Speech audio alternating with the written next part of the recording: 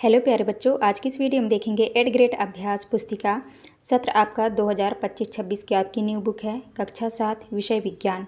तो प्यारे बच्चों, आपको जो है इस वीडियो में लास्ट तक बने रहना है जिससे कि आपको सभी प्रश्नों के जो है संपूर्ण सॉल्यूशन आपको मिल सके। तो आज की वीडियो में देखेंगे अध्याय 12 में दिया है वन हमारी जीवन रेखा। तो चलिए आगे देखते हैं। देख लीजिए, यहाँ पे लिखा है निम्न चित्र को पूर्ण करो एवं चित्र किस प्रकार का वृक्ष है उस पर अपने विचार लिखो। तो आपको यहाँ पे लिखना है अपने विचार, यहाँ पे लिख लीजिएगा। तो आप इस तरह से आपको देख के लिख लेना है, तो आप लिख लीजिएगा। उसके बाद नीचे आता है निम्न शब्दों को रेखा चित्र में उचित स्थान पर लिखो। यहाँ पे लिखा है वृक्ष, गोंद, कत्था, लकड़ी की मूर्ति, शहद, लाख। तो आपको जो है इस तरह से इसमें से आपको देख के भर लेना है, तो आप कर लीजिएगा। चलिए चलते हैं क्वेश्चन की ओर। पहला क्वेश्चन आता है आपका वस्तुनिष्ठ वाले प्रश्न क्रमांक पहले में दिया है निम्न में से कौन कौन सा कथन पारिस्थितिकी तंत्र में अपघटक की भूमिका का सबसे अच्छा वर्णन करता है। आपका राइट आंसर होगा बी नंबर। यह मृत कार्बनिक पदार्थों को तोड़ते हैं तथा पोषक तत्वों का पुनः चक्रण करते हैं। आपको इस तरह करना है। इसके बाद नेक्स्ट क्वेश्चन आता है आपका प्रश्न क्रमांक दूसरा में है शेर या भेड़िया जैसे शीर्ष शिकारी को हटाने से वन पारिस्थितिकी तंत्र पर क्या प्रभाव पड़ सकता है। आपका उत्तर होगा बी नंबर। पारिस्थितिकी तंत्र में जीव जंतुओं का संतुलन बिगड़ जाएगा।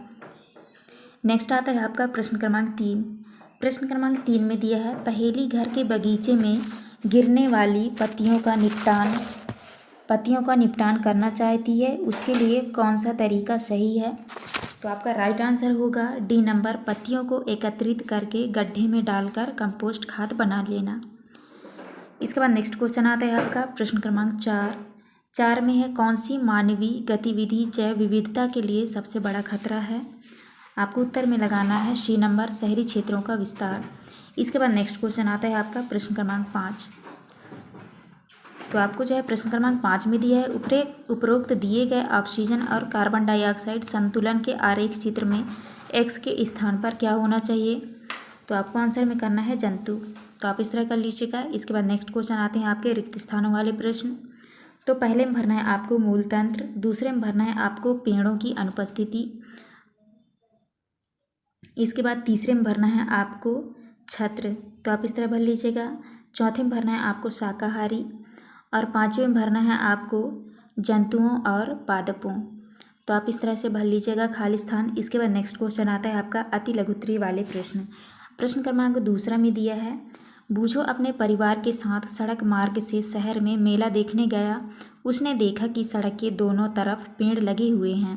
बूझो जानना चाहता है कि सड़क के किनारों पर पेड़ क्यों लगाए जाते हैं। तो आपको उत्तर में करना है पेड़ कार्बन डाइऑक्साइड को अवशोषित करते हैं एवं ऑक्सीजन छोड़ते हैं, जिससे वायु की गुणवत्ता में सुधार होता है। तो आपको इस तरह आंसर करना है। इसके बाद आता है आपका प्रश्न क्रमांक 3 में है किसी वन के विनाश से आसपास के क्षेत्र में जल चक्र कैसे प्रभावित होता है। आपको उत्तर में करना है वन विनाश होने के कारण वायुमंडल में CO2 की मात्रा बढ़ती है, इसका सीधा असर जल चक्र पर होता है। इसके बाद नेक्स्ट क्वेश्चन आता है आपका प्रश्न क्रमांक 4 में है वनों के अंदर मशरूम और अन्य सूक्ष्म जीवों का भोजन क्या है। आपको उत्तर में करना है मशरूम और अन्य सूक्ष्म जीवाणु मृत पादपों और जंतुओं को खाते हैं और उन्हें गहरे भरे रंग के पदार्थ में बदल देते हैं, जिसे ह्यूमस कहते हैं। तो आपको इस तरह प्रश्न क्रमांक 4 का उत्तर करना है। इसके बाद नेक्स्ट क्वेश्चन आता है आपका प्रश्न क्रमांक 5 में है वन पारिस्थितिकी तंत्र की विभिन्न परतें के बीच परस्पर निर्भरता को लिखिए। तो आपको उत्तर में करना है वनों में सबसे ऊपरी परत वृक्ष शिखर बनाते हैं, जिसके नीचे झाड़ियों द्वारा बनी परत होती है। शाक वनस्पतियाँ सबसे नीचे की परत बनाती है। तो आपको इस तरह 5 का उत्तर करना है। इसके बाद नेक्स्ट आता है आपका प्रश्न क्रमांक 6 में है आपके आसपास परिवेश में से वनों से प्राप्त उत्पाद से बनी वस्तुओं के नाम सूचीबद्ध कीजिए। तो आपको उत्तर में करना है औषधि, गोंद, रबर, कागज, चंदन, कपूर, जैव ईंधन, इमारती लकड़ी, छाल, अन्य उत्पाद जैसे महुआ, अचार इत्यादि। तो आपको इस तरह करना है प्रश्न क्रमांक 6 का उत्तर। इसके बाद नेक्स्ट क्वेश्चन आता है आपका लघुत्तरीय प्रश्न क्रमांक 7 में दिया है, जैव विविधता और अनुकूलन रणनीतियों के संदर्भ में पर्णपाती वन और शंकुधारी वन की भूमिकाओं की तुलना करें। तो आपको जो है प्रश्न क्रमांक 7 का उत्तर आपको इस तरह से देख के कर लेना है, तो आप कर लीजिएगा। इसके बाद नेक्स्ट क्वेश्चन आता है आपका प्रश्न क्रमांक 8। प्रश्न क्रमांक 8 में दिया है, नदी के किनारे पर वनस्पति तटीय क्षेत्र का संरक्षण बाढ़ के दौरान मृत संरक्षण में कैसे सहायता कर सकता है। तो आपको जो है प्रश्न क्रमांक 8 का उत्तर इस तरह से आपको देख के कर लेना है, तो आप कर लीजिएगा। इसके बाद नेक्स्ट क्वेश्चन आता है आपका प्रश्न क्रमांक 9।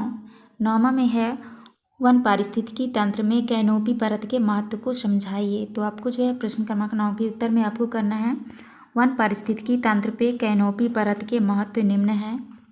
पहले में है प्रकाश का अवशोषण और वितरण करना।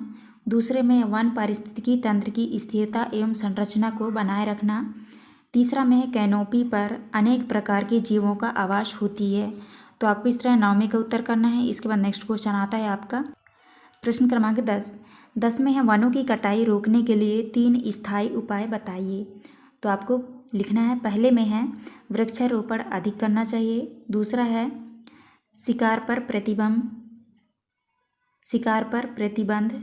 तीसरे में है वनों की कटाई पर प्रतिरोध होना चाहिए। इसके बाद नेक्स्ट क्वेश्चन आता है आपका प्रश्न क्रमांक 11। 11 में है, एक ऐसी सड़क निर्माण की योजना बनाई गई है जिसमें 2 शहरों की दूरी 70 किलोमीटर कम करने के लिए सड़क को वन क्षेत्र से होकर गुजारा जाना है। तो क्या ऐसी सड़क का निर्माण किया जाना चाहिए या नहीं? यदि हाँ, तो सड़क का निर्माण कैसे किया जाना उचित होगा? तो आपको उत्तर में करना है, सड़कों का निर्माण वनों को नुकसान पहुंचाता है, जिससे जैव विविधता पर गंभीर प्रभाव पड़ता है। वन जीवों का आवास नष्ट होता जाता है, अतः हमें ऐसी सड़क का निर्माण नहीं करना चाहिए। तो आपको इस तरह प्रश्न क्रमांक 11 का उत्तर करना है। इसके बाद नेक्स्ट आता है आपका दीर्घ उत्तरीय प्रश्न। प्रश्न क्रमांक 12 में दिया है, पहेली जानना चाहती है कि यदि वन लुप्त हो जाएंगे तो क्या होगा। तो आपको जो है प्रश्न क्रमांक 12 का उत्तर आपको इस तरह से देख के लिख लेना है, तो आप यहाँ से कर लीजिएगा। नेक्स्ट है आपका प्रश्न क्रमांक 13। यहाँ पे प्रश्न क्रमांक 13 में देख लीजिए, चित्र ए चित्र बी है। उपरोक्त दिए गए चित्रों के द्वारा 2 क्षेत्र दर्शाए गए हैं, उनके आधार पर निम्न प्रश्नों के उत्तर दीजिए। पहले में है, चित्र ए व बी के क्षेत्रों की जलवायु कैसी होगी। तो आपको जो है पहले का उत्तर करना है, चित्र ए व बी के क्षेत्रों की जलवायु में भिन्नता होगी। चित्र ए में क्षेत्र गर्म होगा एवं चित्र बी में क्षेत्र आर्द्र होगा, अतः यहाँ की जलवायु भी अलग अलग होगी। उष्णकटिबंधीय जलवायु चित्र ए में होगी एवं चित्र बी में समशीतोष्ण जलवायु होगी। तो आपको इस तरह करना है। नेक्स्ट है आपका 12 नंबर। 12 नंबर में है, दोनों क्षेत्रों में से किस क्षेत्र का तापमान अपेक्षाकृत कम होगा और क्यों।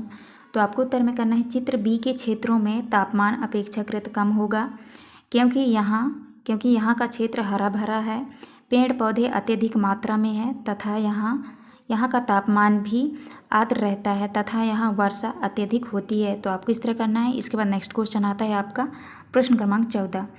प्रश्न क्रमांक 14 में यहाँ पे देख लीजिए, लिखा है, उपरोक्त खाद्य श्रृंखला के आधार पर उत्तर दीजिए। पहले में लिखा है, यदि खाद्य श्रृंखला में उत्पादक की कमी हो जाए तो क्या होगा। तो चलिए देखते हैं आगे उत्तर। तो आपको उत्तर में करना है, यदि खाद्य श्रृंखला में उत्पादकों की कमी हो जाती है तो निम्नलिखित परिणाम हो सकते हैं। पहले पॉइंट में लिखना है, उपभोक्ताओं की आबादी में गिरावट। दूसरे में है पारिस्थितिकी संतुलन में विघटन। तीसरे में है बायोमास की कमी और चौथे में है कार्बन चक्र पर प्रभाव।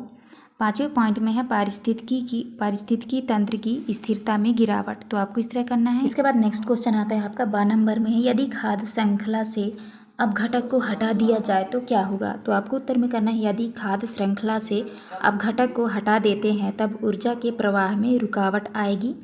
अपघटक सड़े गले मृत पौधे व जंतुओं के अवशेष को मृदा में बदलने का कार्य करते हैं। तो आपको इस तरह करना है। नेक्स्ट आता है आपका प्रश्न क्रमांक 15। प्रश्न क्रमांक 15 में लिखा है, आ में है, वायुमंडल में ऑक्सीजन और कार्बन डाइऑक्साइड के बीच संतुलन को बनाए रखने में वनों की भूमिका को समझाइए। तो आपको लिखना है उत्तर में वायुमंडल में ऑक्सीजन और CO2 के बीच संतुलन को बनाए रखने में वनों की भूमिका निम्न है।